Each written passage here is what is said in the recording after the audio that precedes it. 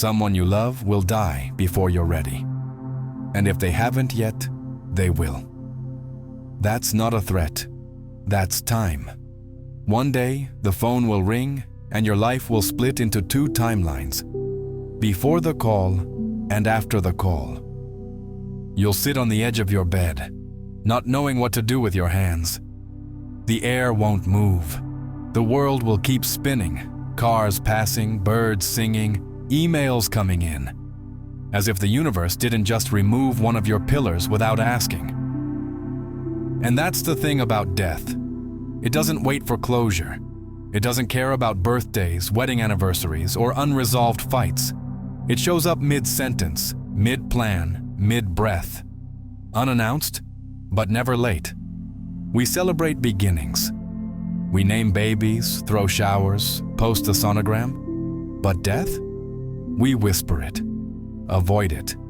We cover corpses with white sheets as if death were something indecent, when in truth, it's the most honest thing we'll ever know.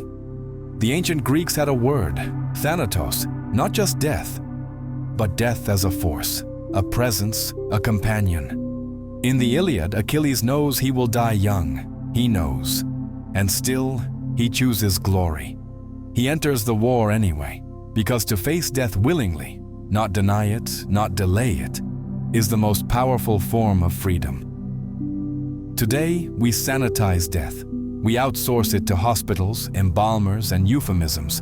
No one dies anymore. They pass, as if death were a hallway, not a cliff. But here's the truth. Death is not poetic. It is not symbolic. It is not a metaphor. It is physical, final, real. And yet, it's the only thing that gives shape to our lives. It is the punctuation mark that makes the sentence readable. And if we don't talk about it, really talk about it, we end up living like we'll live forever. We postpone apologies. We neglect what matters. We act as if there will always be more time, more time, more time, until there isn't. So today, we talk about it. Not out of morbidity, not out of fear, but out of necessity. This is a video about death. And if you're still watching, you already know it's also about life. At 8:03 p.m., the human body forgets how to live. The warmth drains from the skin, first the fingertips, then the lips, then the chest. The blood that once rushed with purpose begins to slow like a river choking on winter. And then, almost unnoticeably, the person disappears. The body remains, but the person, their will, their tension, their awareness, has left. This is not poetic. This is the medical, anatomical moment of death. There is no metaphor in the skin turning gray. No symbolism in the final breath sounding like a question that never finds an answer. Death is not beautiful. It is not cinematic. It is strangely quiet, strangely still, and, in the end, brutally neutral. And yet, despite how common this event is, 117 people die every minute, we remain wholly unprepared for it. We act shocked when it comes. We whisper. We leave the room. We turn away from hospital beds, as if we can delay it by refusing to witness it. But if there is one thing we cannot look away from, it's this. Every single one of us will do this. We will lose our color. We will fall out of time. The Roman philosopher Seneca, in his essay on the shortness of life, wrote, "It is not that we have a short time to live, but that we waste a lot of it." He wasn't being motivational. He was issuing a warning. You think you're living, but only death proves you were. Until then, it's all theoretical. Death is the only moment that fully defines us, because it is the one moment we cannot edit, correct, or reframe. Every story told at your funeral will be sealed. You won't be there to explain, to defend, to apologize. Whatever you did or didn't do becomes the permanent record. People talk about legacy as if it's a choice, but it's not. It's the automatic shadow your life casts after the sun goes down. You don't get to shape it. You only get to live in such a way that it shapes itself. We talk about birth as a beginning, and it is. But death is not just the end. It's the final sentence of a long letter you've been writing every day, often without knowing. And it will be read whether you like it or not. If you knew the exact moment your death would come, what would change? Would you waste fewer hours? Apologize faster? Laugh louder? Or would you just feel paralyzed by the weight of it? The truth is, you do know when it's coming. Sooner than you think, and later than you're ready. The tragedy is not that we die. The tragedy is that we die pretending we won't. We keep planning, as if time were unlimited. We defer meaning. We delay tenderness. We save our real selves for some future version of us who will have it all figured out. But death has no interest in your plans. It simply arrives, not out of cruelty, but out of indifference, like gravity, like rust, like the tide. And in that moment, in those final 10, 20, 60 seconds, most people don't scream, they don't fight, they surrender. Not out of weakness, but because something deeper kicks in. Acceptance. Hospice nurses often say the same thing. People know when they're going. They wait for someone to arrive, or for someone to leave. They hold on until a promise is kept. Then, they let go. This isn't romantic. This is observed. Over and over. There's a kind of emotional intelligence in the dying that defies science. A clarity, as if the noise of life has finally been switched off, and all that's left is the signal. The body shuts down in sequence. Organs don't fail all at once. They surrender gradually. The lungs slow, the heartbeat staggers, and finally, the brain flickers off like a candle being smothered by silence. But the most haunting thing is not the silence. It's the knowing. The eyes that see nothing, but feel everything. The breath that doesn't come back. We fear death because we fear meaninglessness. But maybe it's the opposite. Maybe we fear that death will expose what we lived for, and it won't be enough. Death is not a problem to be solved. It is a truth to be understood. And until we understand it, not spiritually, not abstractly, but viscerally, we will continue living like immortals in a temporary world. What if the truest version of your life is not the one you remember, but the one you forgot? It is a paradox as unsettling as it is inescapable. You are shaped by moments you cannot recall. You were there, but not fully. They happened, but slipped away.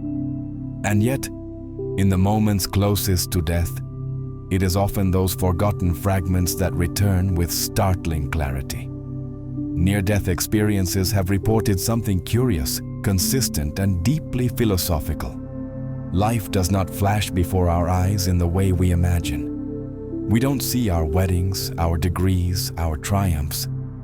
We see bike rides as children, the smell of our grandmother's kitchen, sunlight hitting the floor of a stairwell, a white cat we didn't know we remembered. How do we explain this? It suggests that our minds are not archives of greatness, but of detail. That what lingers, what matters, is not what we celebrate, but what we inhabit without noticing.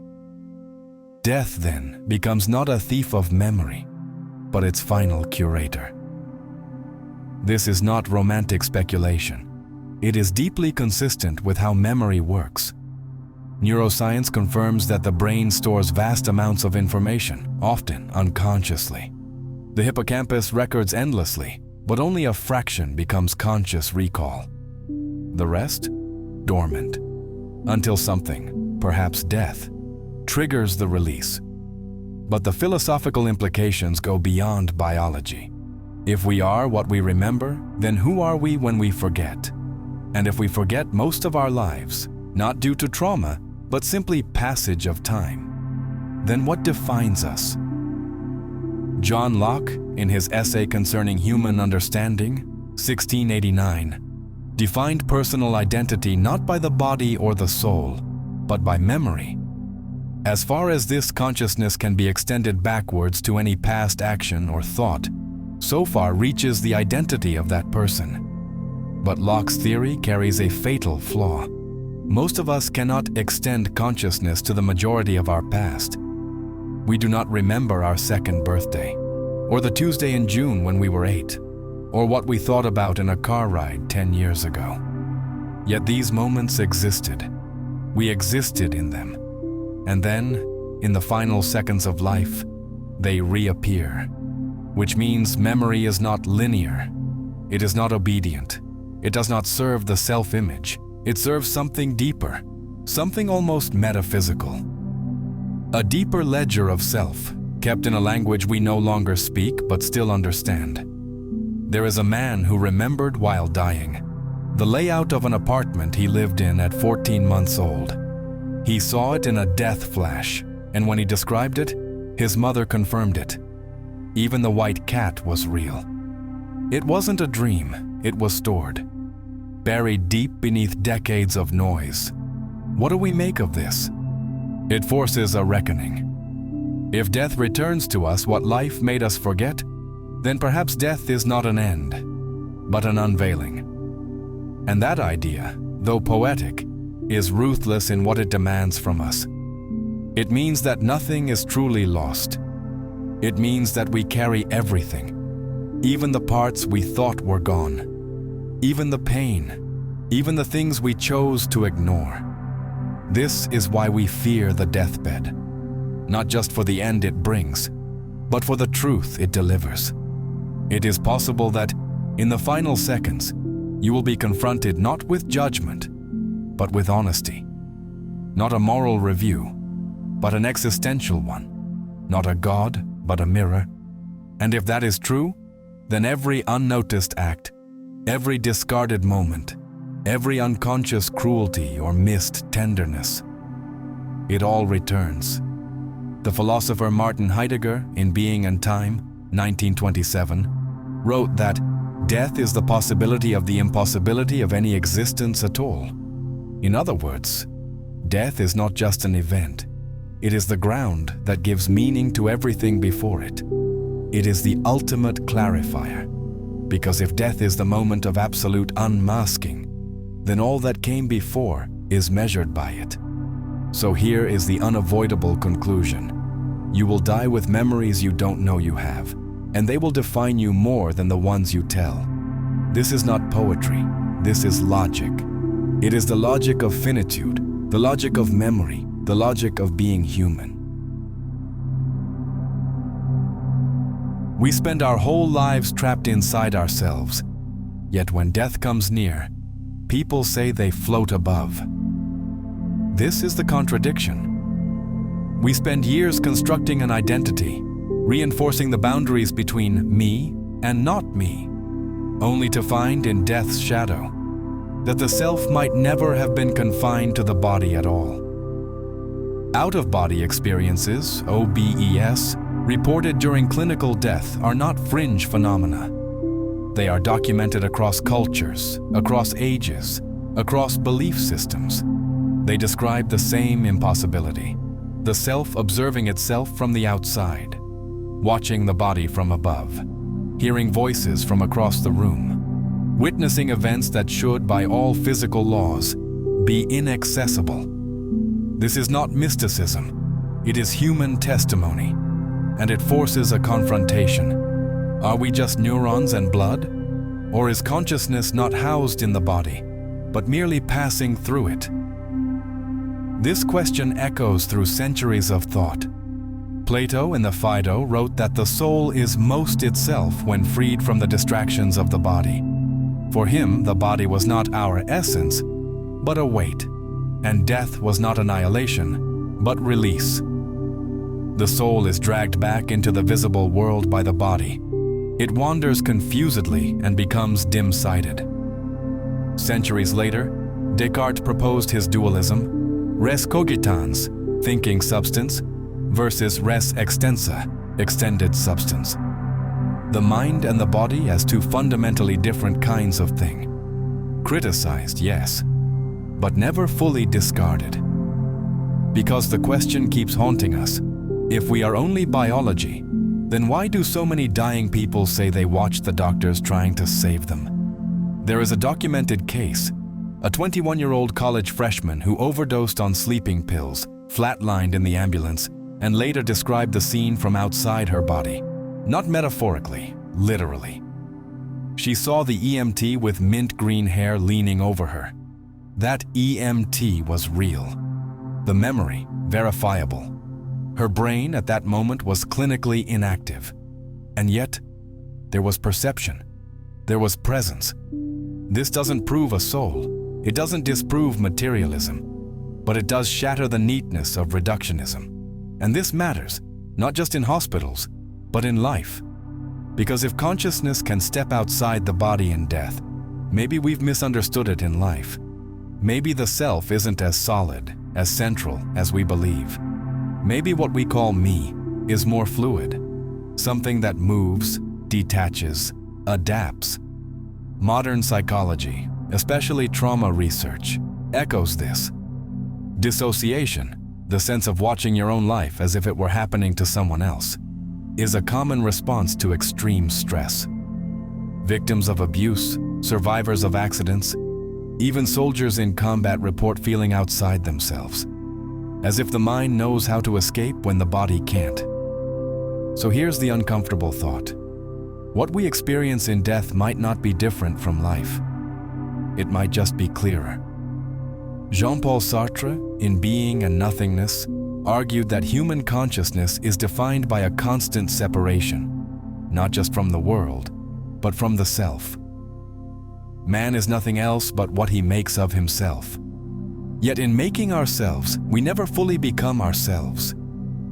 There is always distance, always a gap between the observer and the observed. And this is what the out-of-body experience reveals with terrifying honesty. That we are watching even as we are being. That the one who lives is not the same as the one who knows he is alive. When we say someone left their body, perhaps we mean that the illusion of unity collapsed, that the division was always there.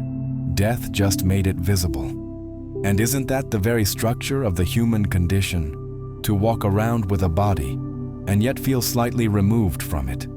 To act, and yet always observe ourselves acting. To die, and finally realize we were never just this skin. So whether the self leaves the body in death or not, we live our whole lives as if it might. That is the human condition. To inhabit a form we suspect is not the whole story. A dead body teaches us more about life than most people ever will. That's why we dress it. We surround it with flowers. We lower it into the ground with gentle hands, hoping that if we treat death softly, it might return the favor. But it doesn't. A corpse doesn't care how many people came to the funeral. It doesn't care what playlist you picked. It doesn't hear the prayers or smell the incense. The ritual is not for the dead. It's for the living. And yet we act as if funerals have metaphysical weight, as if a poorly organized eulogy might trap someone's soul, as if grief, when choreographed correctly, can substitute for meaning. This is not cynicism, it's structure. Across cultures, across time, death has been theatrical. The Egyptians embalmed, the Vikings burned. The Torajans of Indonesia keep their dead in the house for months, speaking to them as if they were still alive. None of these are mistakes. They are deliberate stagings of loss, because loss, left untreated, destroys the psyche. In The Birth of Tragedy, Nietzsche explains this instinct. Only as an aesthetic phenomenon is existence and the world eternally justified. Grief becomes art. The funeral becomes narrative. Otherwise, the randomness of death would be too much to bear. We do not bury the dead, we bury chaos. But here lies the paradox. We seek control through ritual, when death is the one thing we can never control. That's why modern funerals often feel hollow. We've made them efficient, convenient, digestible. 45 minutes of curated sorrow, followed by catered sandwiches. We avoid silence. We suppress emotion. We act composed, thinking that grief obeys etiquette. Yet grief has never read the manual. It arrives late. It hides in songs, in smells, in the sound of keys in a door that won't open again. It is private, stubborn, and profoundly unphilosophical, which is precisely why it must be addressed by philosophy. Because death doesn't end with the body, it echoes. Aristotle believed that virtue lies in action, that a good life was a practiced one, a repeated choice to live with intention. But how do we act virtuously when the person we loved is now dust? How do we choose meaning after meaning has collapsed? The funeral is an attempt, a fragile one, a symbolic stand against entropy. But symbols are not truth. And here's the problem. When ritual replaces reflection, we outsource grief. We let tradition carry what only direct confrontation can resolve. We let religion, culture, and polite society do the mourning while we shrink inside. There's an old saying in Zen Buddhism: first the mountain is a mountain, then it is not, then it is a mountain again. Death works like this.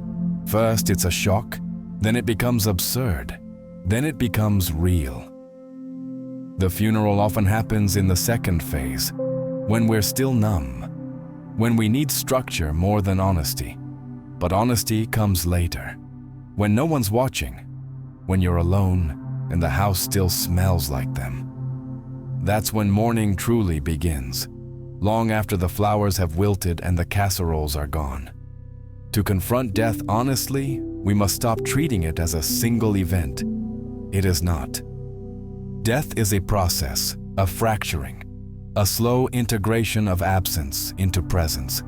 And the rituals we create are either tools for facing that or distractions from it. When death becomes routine, when eulogies become performance, when the grief becomes content for social media, we lose something essential. We forget that funerals are not for closure. Closure is a myth sold to the impatient. What death gives us, if we let it, is clarity, the kind that burns. It tells us who mattered. It exposes our distractions. It strips the world down to what's essential. A philosopher cannot ignore that. A human being shouldn't either. You don't attend a funeral to say goodbye. You attend to realize that you never fully said hello, and now it's too late. That's the real grief. That's the sharp edge beneath the ritual. And that is what the performance of death so often tries to cover. But the dead do not need our performance. They need our change. Everyone dies. There's no deeper truth, no more radical idea, because none of us live like it's true. We prepare for college, for careers, for retirement, but we don't prepare for the only appointment guaranteed to arrive. We pretend death is later. We speak around it. We decorate it. We bury it under rituals, metaphors, and distractions. But death is not patient, and it does not wait for you to be ready. And so we waste time. We waste it on arguments we'll regret, on apologies we never make, on time we assume we have. We live like there's a backup life waiting in case this one doesn't go well. There isn't. And when death finally comes, as it always does, we stare, unprepared, not only at the loss, but at the mirror it holds up. Because death reveals. It doesn't just take. It exposes everything we avoided, the conversations we never had, the truth we never told, the people we never truly loved because we thought we had forever. But there is no forever. A near-death survivor once said, "You don't see your life flash before your eyes, you feel its weight." That's what death gives us, the weight, the final audit. It strips the performance, it burns away the trivial. All that's left is the life you actually lived, not the one you planned. So talk about it. Not later, now. Talk about death while you're alive enough to speak honestly. Not in euphemisms, not in whispers, but with the clarity of someone who knows what's at stake. Because when we speak of death, we speak more clearly about life. We speak of what matters. We listen better. We love harder. We forgive without needing to win. We hold hands longer. We stare at the sky and understand. This ends. Socrates believed that philosophy was a rehearsal for death, that to live wisely was to die prepared. But today, to even mention death is seen as morbid, as if silence will save us, as if ignoring death will make us immune to it. It won't. But speaking of it might make us worthy of the time we do have. So say the hard thing. Leave nothing unsaid. Sit next to the dying. Hold their hand. Let them talk, even when it's incoherent, even when it hurts. Because they are showing you something rare. How to be human when there's nothing left to pretend. And one day, you'll be the one in that bed, eyes dimming, breaths slowing. And what will matter is not your follower count or your salary or your perfect schedule. It will be the people in the room, the truth in your voice, the weight of your life. Do not act as if you were going to live 10,000 years. Death hangs over you. While you live, while it is in your power, be good. Marcus Aurelius, Meditations. Talk about death while you still can, because it's not a sign of despair. It's the most courageous way to love your life. Fully, honestly, until the very last breath. If this video stirred something in you, a memory, a fear, a truth too long avoided, then you already understand why we made it. Talking about death isn't easy, but it's necessary, because in the silence around death, so much life is wasted. If you felt seen, challenged, or comforted in some way, you're already part of this community. Just by watching, you've helped this message reach further. Just by being here, you've made a difference. But if you'd like to go even further, if you believe conversations like this deserve space on this platform, you can support this work directly. Becoming a channel member gives you early access to videos, behind-the-scenes posts, and a deeper connection to the ideas we explore. You also help keep this space alive for everyone who needs it but can't give back right now. And if you'd like to leave a one-time show of support, the Super Thanks feature is there too. Every contribution, no matter the size, is a way of saying, this matters. Keep going. But truly, even if all you do is watch, share, or sit quietly and reflect, that is more than enough. Because awareness is how change begins. And you being here proves that not all conversations have to be shallow. Not all content has to be forgettable. Not all death is the end of something. Sometimes, it's the beginning of seeing life more clearly. Thank you for being here. We see you, we appreciate you, and we hope you stay.